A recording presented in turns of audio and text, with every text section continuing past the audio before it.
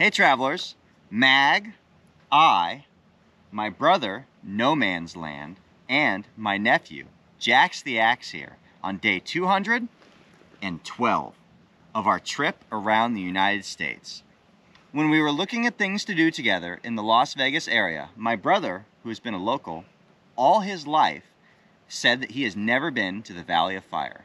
And let me tell you, this is one of my absolute favorite state parks in the entire state of Nevada. It's a hidden little gem just outside of Las Vegas that you can't even see as you fly by on the I-15 because it's completely tucked behind the mountains right behind us.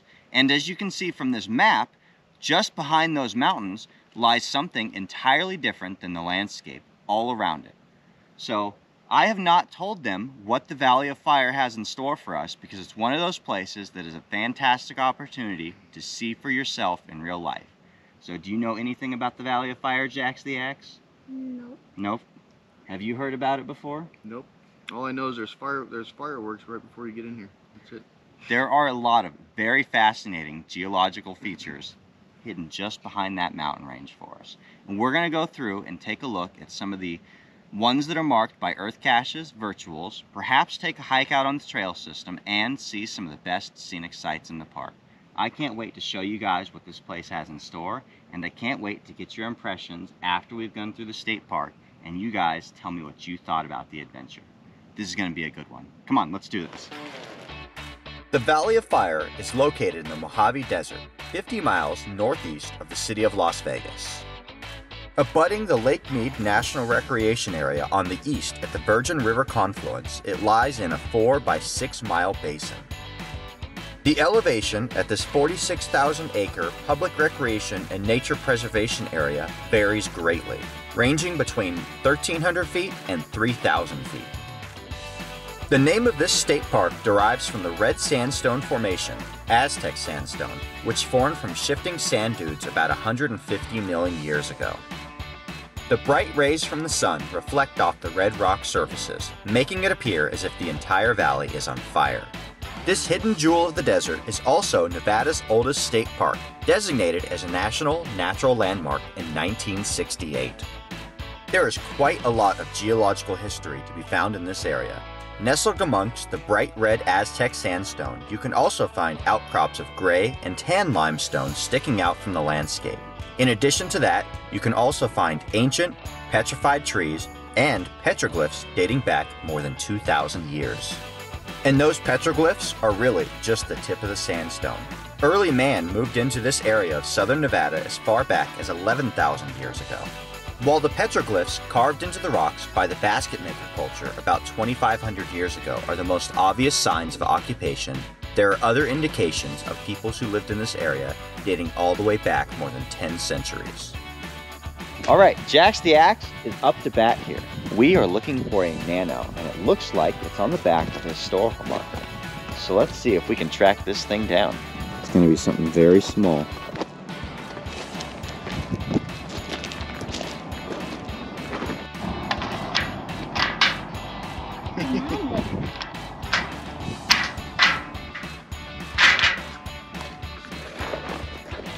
I would say that took him less than a minute. Oh yeah. That was quick. Very nicely done. While the landscape is certainly beautiful to look at while driving along the road cutting through the center of the park, it is nothing compared to setting out on the trail and taking it on with your own 2 feet. Each time you turn a new bend at the base of a hill, you find yourself in awe of all of the natural beauty that this red sandstone has in store. And following the trail to the geocache meant that we could not take the easiest approach. Instead, we found ourselves climbing up and down the vertical rock surface in order to get to the ground zero in front of us.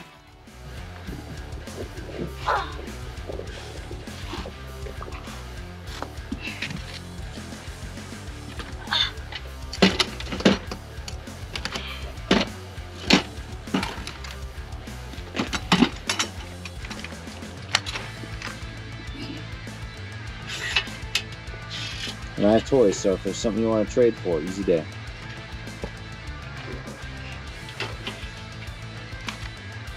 You could write in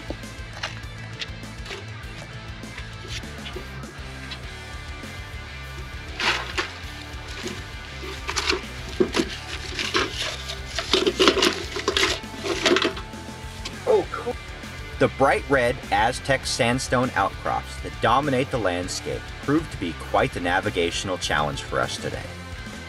This sandstone, formed back in the Jurassic period, is the remnant of the sand left behind by the wind after inland seas subsided and the land rose around it. Great shifting sand dunes swirled and collected in the area before other minerals and pressure combined to create the red, pink, orange, tan, and white sandstone that the park has become known for. After millions of years, complex uplifting, faulting, and erosion carved crevices, arches, and many other distinct formations throughout the sandstone.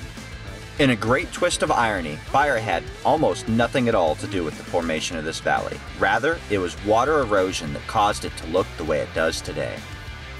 The park has many features that set it apart from the miles of surrounding desert, most of which are marked with earth caches, virtuals, and POI markers. Elephant Rock, for example, one of the most prominent features in the park, when viewed from the right angle, looks like an elephant's head, trunk, and body were turned to stone. The Seven Sisters, a group of 7 tall, red, eroded boulders, stand apart from the rest of the formations around them.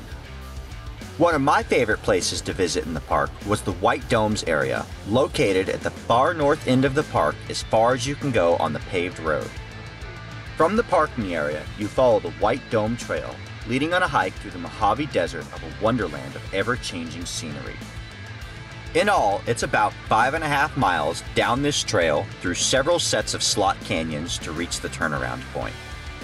You can, of course, turn around at any point you feel like, and we did just that after hiking out for about 1.5 miles. None of us, and the dog least of all, were quite prepared to take on 11 miles worth of hiking through this rugged terrain. In fact, we might have even turned back sooner, except none of us could resist the appeal of making our way through the slot canyon, one narrow step at a time. This is definitely not the kind of scenery you can see hiking out on just any trail. There are many informational signs and interpretive displays throughout the park that help you to learn a little bit more about the formation of this natural area. We learned that the Aztec sandstone derives its characteristic red color from iron oxide found within the rocks. Geologists seem to disagree exactly on how this iron got there in the first place, though. Some postulate that it leached downward through the porous sandstone from overlaying rock layers. Some geologists have noted that some areas in the upper levels of the sandstone are white without any iron oxide at all. This indicates that the White Domes, as well as some other areas in the park, may have been stained from the bottom up by water circulating minerals from the iron-rich layers found beneath the Aztec Formation. On many of these rocks, a distinctive desert varnish appears to run down many of the rock faces.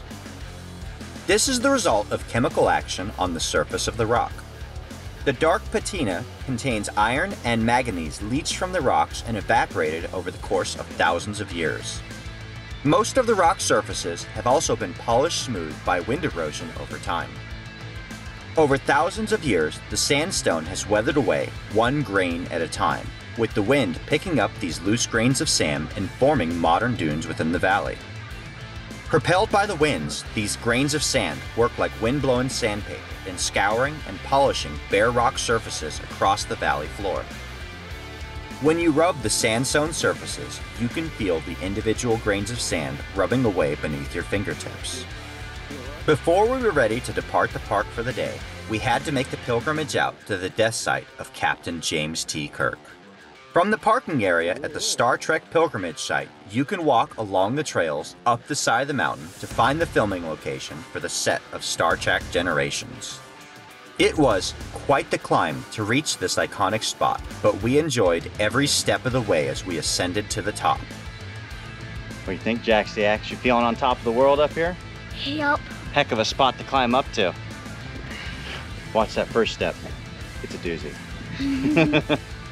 Although we visited a lot of different trails in the Valley of Fire State Park today, and we ascended the heights to many different viewpoints, my absolute favorite was the view provided from the gravesite of Captain Kirk.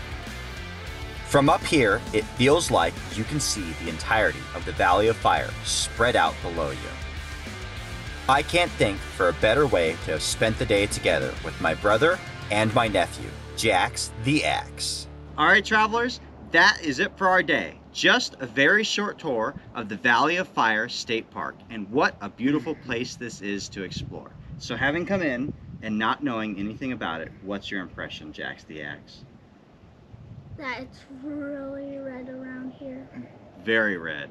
How about you, NoMansLand? A lot of scenic views. Very nice. Very nice. And there's some good hiking trails out here too.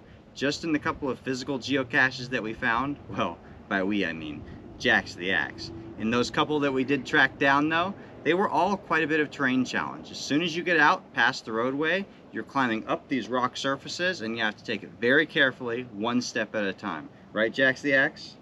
Yep. Yep, safety first, because accidents last. Thank you guys for joining us. Now we're gonna head back to NoMansLand and we're gonna play some more games and have some family fun together. Like this video, subscribe to stay tuned for daily updates, and we'll see you out on the trails.